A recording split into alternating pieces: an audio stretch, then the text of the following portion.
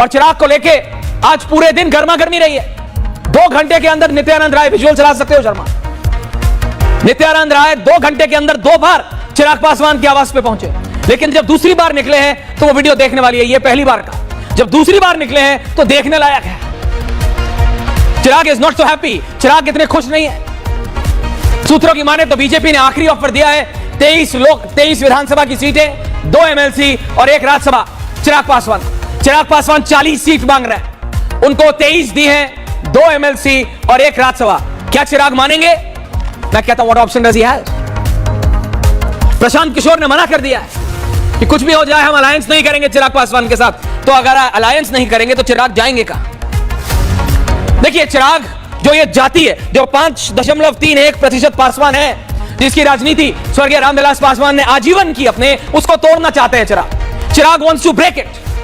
चिराग चाहते हैं कि किसी तरह वो पासवान की पार्टी नहीं, सिर्फ ओबीसी की पार्टी बने।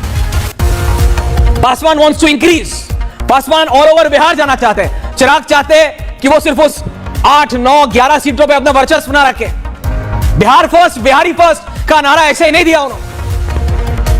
ये दलित प्लस 5% पासवान वो चाह रहे हैं, लेकिन उनका अल्टीमेट टारगेट है बिहार का मुख्यमंत्री बनना, और इसमें कोई दो राय है नहीं। वो केंद्र का मंत्री पद भी ठुकराने को तैयार हैं फॉर दैट पोजीशन। उनके दिल में हमेशा मलाल है कि बाबूजी उनके कभी मुख्यमंत्री बन नहीं पाए, तो उनको बनना है। But will he, can he? इस बार तो नहीं लगता कम से कम। बीजेपी ने साफ कहा है 23 विधानसभा, 2 एमएलसी और 1 राज्यसभा की सीट देंगे। लेना है तो लो। चिराग फंसे हुए हैं, कैच 22 सिचुएशन है। लेकिन ये रियलिटी है। ये जो 80-20 की बात है, 17.7% मुसलमान, जो कि एक मुश्त नहीं डिवाइड होता है आरजेडी और कांग्रेस के बीच में। कभी एक समय था जब नीतीश कुमार के पास भी था, लेकिन नीतीश कुमार जब बीजेपी के साथ आए एनडीए में, तब से वो छिटक गया और वो वापस नहीं आया नीतीश कुमार के पास। वो आरजेडी और कांग्रेस में बटा हुआ है। इसलिए मैं कह रहा हूं 80 बनाम 20 है, और वो 80 बटा हुआ है पूरा। मैंने आपको बताया जातियों में कैसे। ये आपको समझना पड़ेगा। ये आपको पता है, अगर मैं आपसे अभी डिस्ट्रिक्ट वाइज भी बोलूं ना, पटना में कितने सामान्य है, कितने मुस्लिम है, कितने एससी है, इससे पता लगेगा कि हर सीट पे हर पार्टी आज भी ये नहीं देखती कि कितनी सड़कें बनी है, कितने लैंप पोस्ट लगे हैं, कितनी नालियां बनी है, कितनी सड़कें बनी है, कितने स्कूल हैं। क्या कोई डेटा है किसी पार्टी के पास? सरकार के पास होता है, किसी पार्टी के पास? सोचिएगा जरा, दिमाग डालिएगा कि हर जिले में, हर जोन में, हर विधानसभा में कितने स्कूल बने, स्कूल में कितने टीचर हैं, कितनी सड़कें बनी, कितनी नालियां बनी, कितनी देर बिजली आती है, कितने घरों में पानी गए, कितने गांव तक सड़कें गई? नहीं। क्या डेटा है? कितने सामान्य हैं, कितने मुसलमान हैं, कितने एससी हैं, कितने एसटी हैं, कितने ओबीसी हैं, और उसमें भी कितने कुशवाहा हैं, कितने कुर्मी, कितने ब्राह्मण, कितने मल्ला, कितने बनिया, कितने भूमियार, कितने ठाकुर। क्योंकि ये रियलिटी है।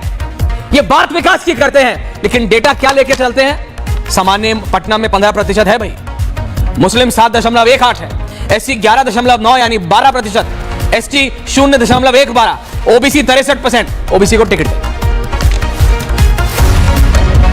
ओबीसी को टिकट।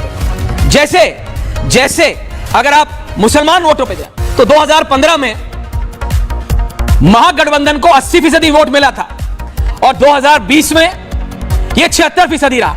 मुसलमानों का एक मुश्त वोट है। मैंने कहा ना, ये महागठबंधन के पास है, and BJP has no doubt about it. BJP को कोई डाउट नहीं है इसमें कि मुस्लिम वोट उनकी तरफ आएगा, ऐसा है नहीं।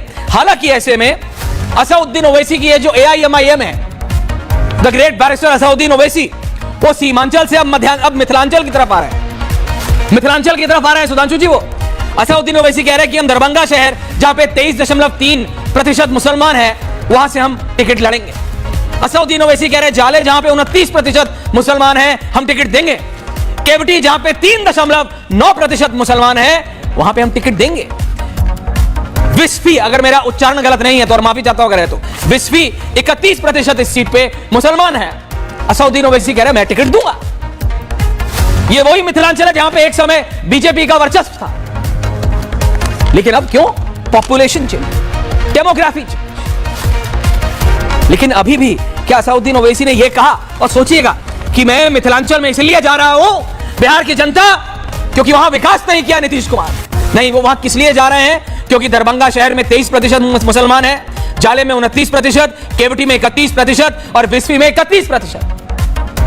इसलिए असदुद्दीन ओवैसी ने यह निर्णय लिया कि वो वहां से चुनाव लड़ेंगे, इसलिए नहीं कि वहां का विकास करना है, इसलिए नहीं कि मिथिलांचल का उत्थान करना है। तो जब नेताओं का अल्टीमेट टारगेट, जब किसी नेता किसी पार्टी का अल्टीमेट टारगेट यह होगा क्योंकि वहां पे ठाकुर है, क्योंकि वहां पे कायस्थ वोट ज्यादा है, क्योंकि वहां पे भूमिहार ज्यादा है, वहां पे मुसलमान है, वहां पे यादव है, इसलिए मैं करूंगा। और उसे पता है कि बिना कुछ काम करे, क्योंकि यादव है तो यादव को वोट देगा, मुसलमान है तो ओवैसी को वोट देगा, मुसलमान है तो कांग्रेस को वोट देगा, तो विकास की बात कौन करेगा? सुधांशु त्रिवेदी भी आएंगे, बड़ी बड़ी बातें करेंगे, लेकिन ग्राउंड पे क्या होगा?